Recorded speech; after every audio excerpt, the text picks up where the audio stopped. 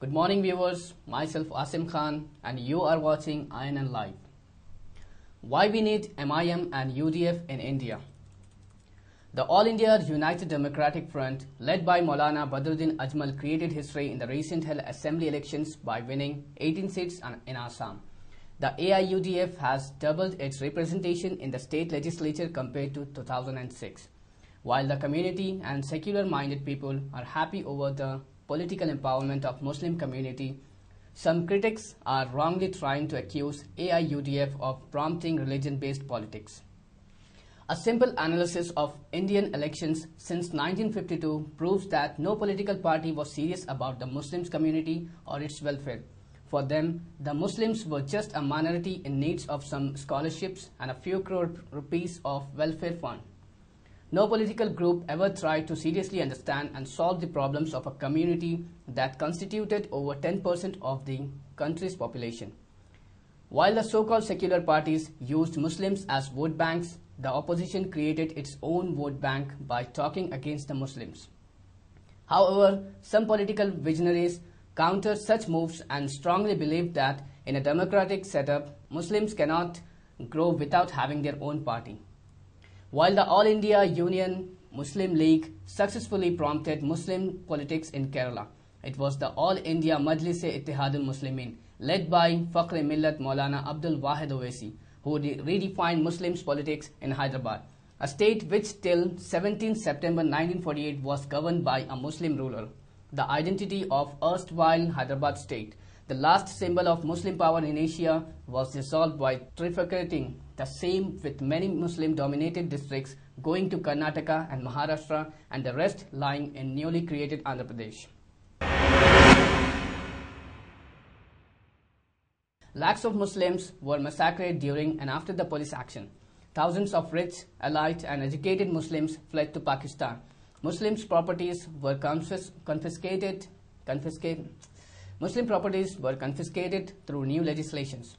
Thousands of jobs were lost, and according to a survey in 1962, almost 40% of rickshaw pullers in Hyderabad were employees of erstwhile Nizam government.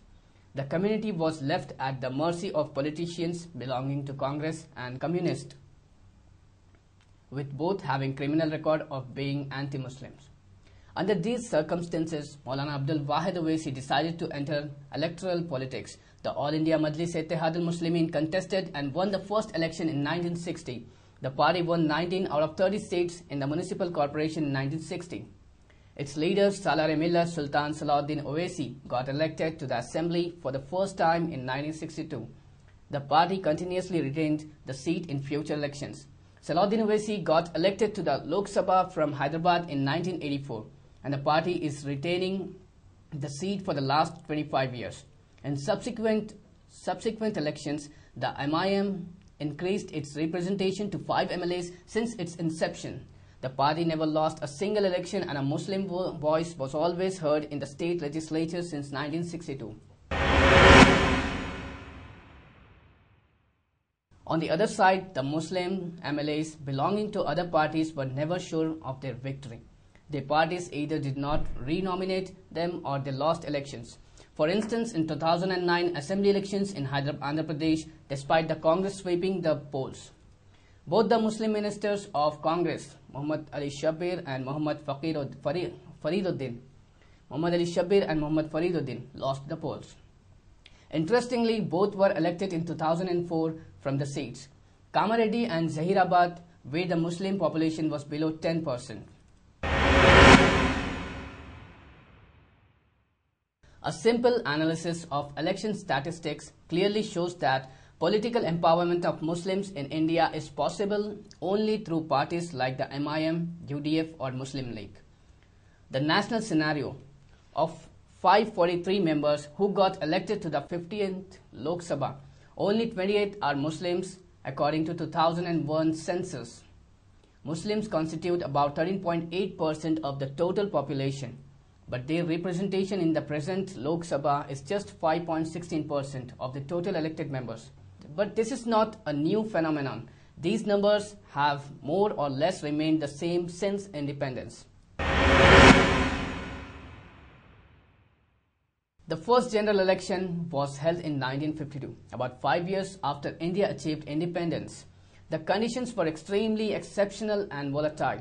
The Indian Muslims had a villainous image. The memories of partition were fresh. Their loyalty towards the motherland was in question. Their presence in India itself was in doubt. All of them were expected to migrate to Pakistan instead of citizens. Muslims were treated as subjects by many. They had no party, no leader, and absolutely no understanding of the election process.